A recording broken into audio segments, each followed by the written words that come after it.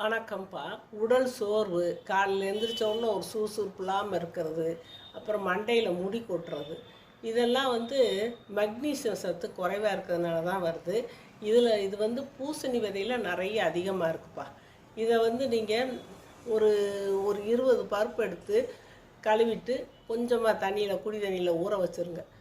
ஊற வச்சுட்டு எப்போ சாயந்தரமாக ஊற வச்சுருங்க. ஒரு நம்ம சாப்பிட்றதுக்கு ஒரு மணி நேரத்துக்கு முன்னாடி ஊற வச்சுட்டு நீங்கள் இரவு சாப்பாடு ஒரு 7-7:30க்கெல்லாம் முடிச்சுருங்க. முடிச்சுட்டு ஒரு 10 நிமிஷம் கழித்து அந்த 20 விதைகளையும் நல்லா மென்று சாப்பிட்டுட்டு அப்புறமேல் நீங்கள் தூங்குற நேரத்துக்கு 9:30 இப்படியெல்லாம் தூங்கினா நல்லது. சீக்கிரமாக தூங்குறது நல்லது. 9:30க்கெல்லாம் படுக்கைக்கு போயிடணும், படுத்துடணும். அந்த மாதிரி நீங்கள் படுத்துட்டிங்கன்னா உங்களுக்கு காலையில் எந்திரிக்கும் போதே நல்லா ஃப்ரெஷ்ஷாக இருக்கும் உடம்பு.